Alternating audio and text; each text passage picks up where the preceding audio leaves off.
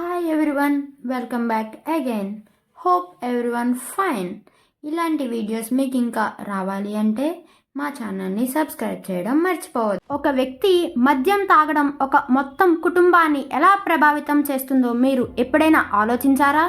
ఇది కేవలం మద్యం గురించి కాదు, ఇది సంబంధాలు, పిల్లలు మరియు మానసిక ఆరోగ్యం గురించి కూడా తెలుసుకోవాల్సి ఉంటుంది. ఇప్పుడు మనం మద్యం ఎలా తయారవుతుందో తెలుసుకుందాం. మొదట పండ్లు లేదా ధాన్యాలు ఉన్న చక్కెరను తీసుకుంటారు. అందులో ఈస్ట్ అనే సూక్ష్మ జీవులు పనిచేసి ఆ చక్కెరను ఆల్కహాల్గా మార్చుతారు. తర్వాత దాన్ని శుభ్రపరిచి బాటిల్స్లో నింపి అమ్ముతారు. ఆల్కహాల్లో చాలా కెమికల్స్ అనేవి మిక్స్ అవుతూ ఉంటాయి. ఈ విషయం తెలియక చాలామంది దీనిని తాగుతూ ఉంటారు. ముందుగా మనం మెయిన్ కెమికల్ ఏంటో తెలుసుకుందాం. ఇథనాల్. ఇదే మద్యంలో ప్రధాన పదార్థం. ఇది మన మెదడుపై ప్రభావం చూపుతుంది. ఎక్కువగా తీసుకుంటే ఆరోగ్యానికి హానికరం.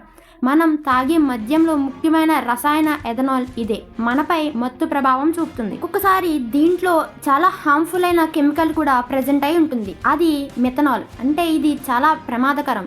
ఇది విషపూరితం. ఎక్కువైతే చూపు కోల్పోవడం లేదా ప్రాణాపాయం మీదకు వస్తుంది.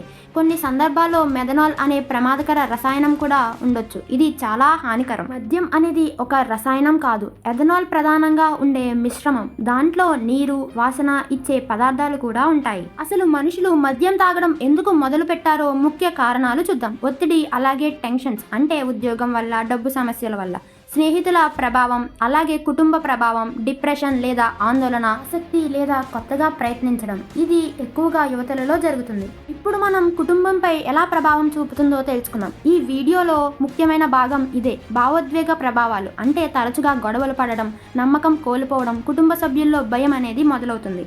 ఇది పిల్లలపై కూడా చాలా ప్రభావం చూపుతుంది. అంటే చదువులో వెనకబడడం, ఆందోళన, బాధ, ఇంట్లో భద్రత లేకపోవడం, ఇలాంటి సమస్యలు వస్తూ ఉంటాయి. అలాగే ఆర్థిక ప్రభావాలు ఏంటో చూద్దాం. డబ్బు మద్యం మీద ఖర్చు అవడం, అప్పులు పెరగడం, అవసరాలను తీరకపోవడం, ఇలాంటివి జరుగుతూ ఉంటాయి. మద్యం తాగి చాలా మంది వాహనాలు నడుపుతూ ఉంటారు. దానివల్ల రోడ్డు ప్రమాదాలు అనేవి ఎక్కువగా జరుగుతూ ఉంటాయి. మద్యం తాగి వాహనం నడపడం చాలా ప్రమాదకరం అని ఎవరూ తెలుసుకోరు.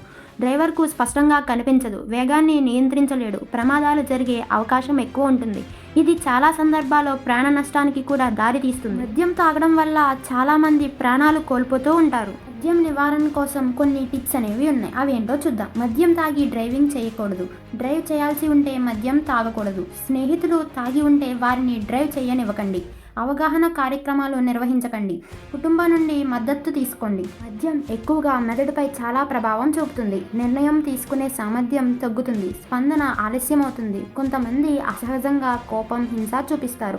అందుకే మద్యం తాగిన వ్యక్తి ప్రమాదాలకు సులభంగా గురవుతాడు. మద్యం వల్ల శరీర ఆరోగ్యంపై చాలా తీవ్ర ప్రభావాలు చూపుతాయి. మద్యం వల్ల వచ్చే ప్రధాన వ్యాధులు ఏంటో చూద్దాం.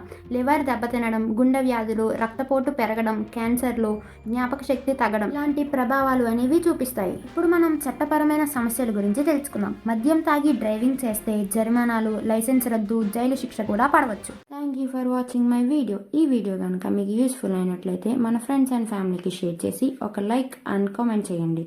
Thank you all. నెక్స్ట్ వీడియోలో కలుసుకుందాం. Until then take care. Bye by.